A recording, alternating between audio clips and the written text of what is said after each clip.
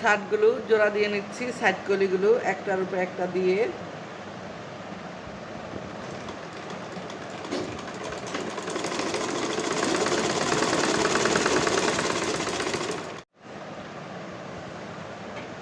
জামার মাঝখানের অংশের সাথে দুইটা কলি দুই পাশে জোড়া দিয়ে দিলাম। এখন দিয়ে দিচ্ছি চাপ সেলাই, 1/16 একটা সেলাই দিয়ে দিচ্ছি।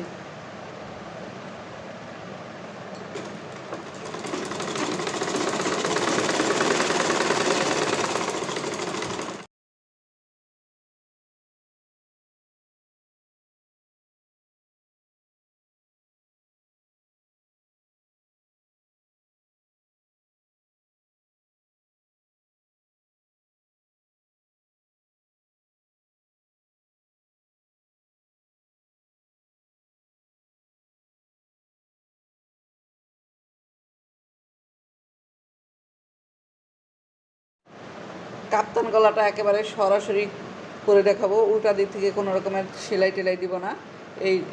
এইভাবে আমি ঢুকিয়ে নিলাম, ভিতরের দিকে ঢুকিয়ে নিয়েছি।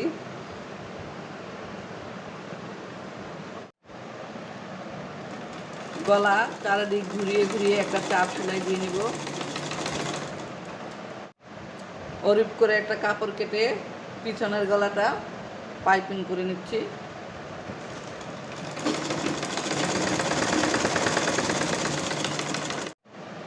পিছনের গলায় পাইপিং করে এখন ঘুরিয়ে ঘুরিয়ে চাপ সেলাই দিয়ে নিচ্ছি।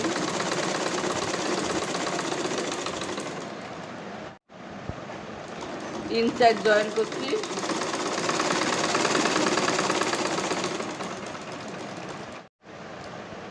চওড়া পট্টি দিয়ে হাতায় লেস লাগাবো, লেসটা পট্টির সাথে জয়েন করে নিচ্ছি।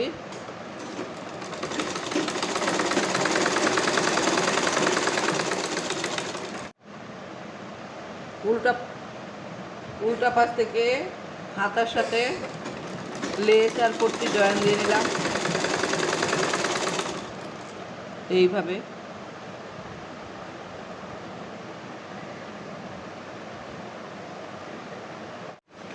কাপড়টা উপর থেকে সরিয়ে একটা চাপ সেলাই মেরে দিচ্ছি।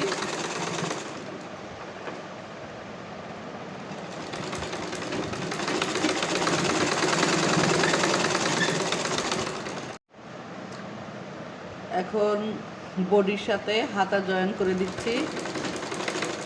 বডি হালকা সমান মানে টান রেখে আর হাতাটা লুজ দিয়ে অর্থাৎ লোন করে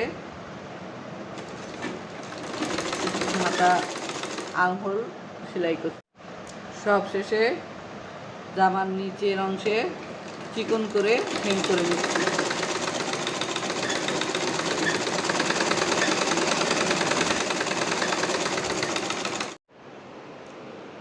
কাপ্তান গলা,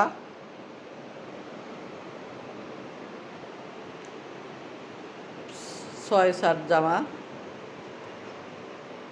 আর হচ্ছে ডিভাইডার হাতা।